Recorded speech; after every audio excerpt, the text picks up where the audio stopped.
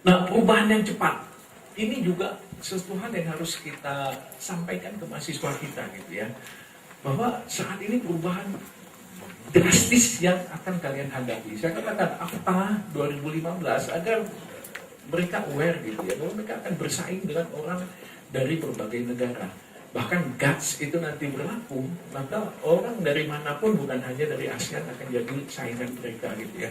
Globalisasi, ledakan informasi, kemajuan sains dan teknologi ini adalah apa yang akan mereka hadapi. Saya bilang, kalau kita bicara tentang globalisasi, urusannya adalah bagaimana persaingan yang akan kalian hadapi. Saya mengatakan bahwa ya, seorang penyair, ini bahasa Inggris kemudian saya bahasa Indonesia, kan mengatakan begini, namanya globalisasi itu kalau Anda seekor rusa bangun pagi, Anda harus berpikir Anda bisa lari lebih cepat dari singa yang paling cepat. Kenapa? Kalau larinya lebih lambat dari singa, maka Anda akan diterkam oleh singa. Dan singa pun bangun pagi, dia harus berpikir bahwa dia harus bisa lari lebih cepat dari rusa yang paling lambat. Kenapa? Kalau singanya pincang, ya nggak bisa makan, jadi akan mati. Jadi whatever you are, Anda seekor singa, Anda seekor rusa, Anda harus berpikir Anda harus bisa lari secepat mungkin gitu ya. Nah, demikian juga dengan kalian, saya katakan. Kalian akan bersaing. Kalian harus membuat diri Anda itu bisa menang bersaing. Punya pengetahuan yang lebih, punya kompetensi-kompetensi yang orang lain tidak miliki. Itu intinya dari globalisasi. Nah, Bapak Ibu, saya mau beri teka-teki. Ada seekor citah di Afrika mengejar seekor rusa. Kalau menurut Bapak Ibu, siapa yang akan menang? Citahnya atau rusanya? Citah itu semacam apa, harimau itu. Yang akan menang siapa? Yang akan, apakah rusanya bisa menyelamatkan diri, larinya lebih cepat, atau citah? Nah, coba kita lihat aja ya.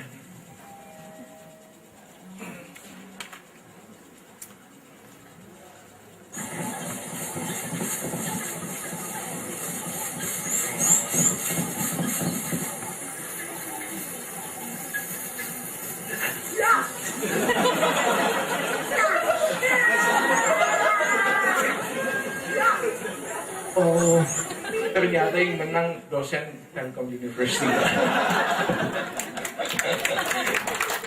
Nah, kadang-kadang ada kejutan seperti itu yang saya sampaikan ke mahasiswa. Saya tanya ke mereka pikir serius gitu ya. Saya jokes juga gitu ya. Nah, jadi ngajar itu perlu ada apa namanya, kejutan-kejutan juga gitu. Jadi mahasiswa itu oke. Nah, jadi konsekuensi globalisasi, lulusan mampu bersaing dan bekerja sama dengan orang dari berbagai latar belakang. Satu hal yang betul-betul saya sampaikan ke mahasiswa saya termasuk orang yang beruntung, saya katakan. Saya waktu SMP oleh orang tua saya, itu kami kakak beradik itu dikhususkan bahasa Inggris 3 tahun. Nah, jadi kita ya lumayan lah bahasa Inggris ya, 3 tahun waktu SMP khusus gitu ya. Saya mengatakan bahasa Inggris itu sangat penting. Jadi begitu kita bicara tentang globalisasi, bisa bahasa Inggris itu sangat penting. Kalian cari deh kursus apa segala macam, belajar sendiri juga bisa mestinya gitu ya. Sangat penting untuk bisa bahasa Inggris dengan baik. Jangan seperti yang saya tunjukkan di ini, saya bilang. Das Überlebensradar.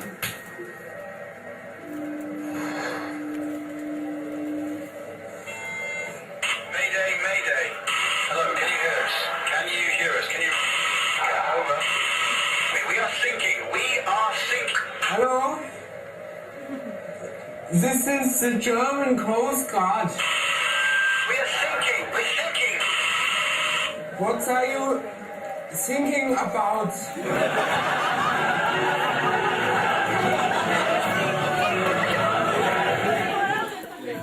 Wah, kita tenggelam nih. Kamu lagi mikir apa gitu?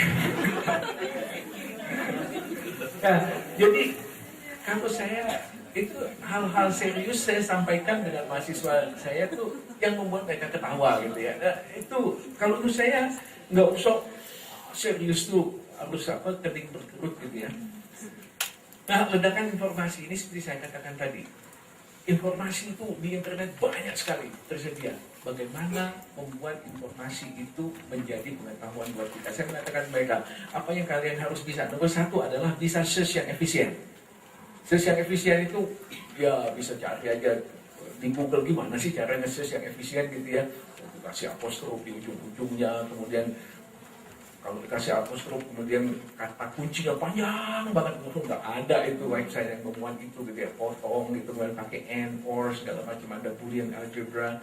Itu kita perlu ajarkan ke mahasiswa kita kok. Bagaimana search yang efisien. Setelah search yang efisien dapat sekian informasi, bagaimana mensintesakan informasi yang jumlahnya ya udah nggak banyak lagi gitu. Bagaimana menuangkannya menjadi pikiran kita sendiri dengan bahasa kita sendiri gitu ya. Nah, itu adalah kemampuan yang itu tantangan sebetulnya buat lulusan kita gitu ya. Tadi saya ambil di internet ya. Kita hidup dalam era eksponensial, jumlah informasi teknik ini tahun 2005 ini dibuat berlipat 2 dalam 2 tahun. Sekarang itu dalam hanya beberapa bulan gitu ya. Jadi kita perlu menanamkan kepada mahasiswa kita bahwa mereka harus menjadi lifelong learners, belajar terus, termasuk kita harus belajar terus. Otherwise, outdated pengetahuan kita. Yakin itu, saya yakin betul. Our knowledge will be outdated kalau kita tidak belajar terus. Ya. Jadi kita perlu menyiapkan agar lulusan punya keterampilan mentransformasikan informasi menjadi pengetahuan. Pengetahuan itu adalah, itu dia, intellectual power. Gitu ya. Kemajuan sains dan teknologi ini juga sangat cepat. Bisa membuat pekerjaan kita itu menjadi tidak relevan, betul nggak? Saya ingat waktu saya di Delft ambil S3, itu zaman dulu itu kalau bikin paper itu ada seorang yang intinya ilustrator, jadi dia membuatkan ilustrasi dari ini kita, paper kita.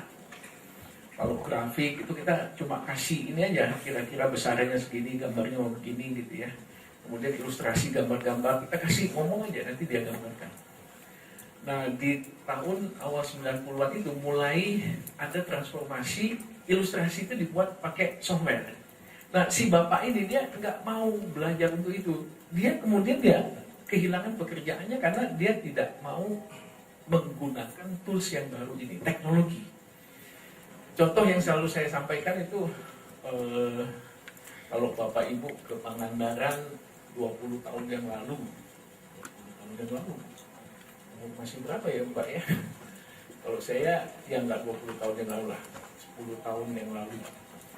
Itu masih banyak yang itu foto Polaroid ya. Coba sekarang ke Pangandaran, masih ada nggak yang foto-foto Polaroid? Wah ada, kenapa? Karena ada barang ini nih. Barang ini kan bisa bikin foto, langsung dikirim ke neneknya kalau neneknya masih ada. Ya kalau ke akhirat nggak bisa ya, nggak ada nomor HP-nya di sana. Artinya apa? Pekerjaan itu menjadi tidak relevan lagi dengan adanya teknologi. Jadi saya mengatakan ke mahasiswa saya, kalian harus siap dengan keahlian kalian itu menjadi tidak relevan karena digantikan teknologi. Bahasa komputer aja deh. Kalau zaman saya kuliah dulu bikin program itu pakai bahasa Fortran. Udah Fortran 77 segala macam. Wah, mahasiswa sekarang udah nggak kenal lagi dengan Fortran. Mereka pakainya ya MATLAB gitu ya. MATLAB bisa diprogram gitu ya. Orang yang cuma taunya Fortran 77, wah jadi tidak relevan lagi. Artinya apa? Orang itu harus selalu siap untuk belajar. Jadi implikasi dari teknologi, implikasi dari informasi yang sangat banyak itu adalah bahwa lulusan kita itu harus kita siapkan untuk terus bisa belajar, gitu ya.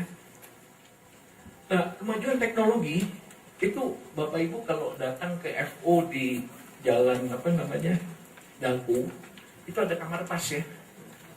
Kamar pas itu akan menjadi obsolet sekian tahun yang akan datang. Percaya nggak? Coba kita lihat, kamar pas akan jadi obsolet.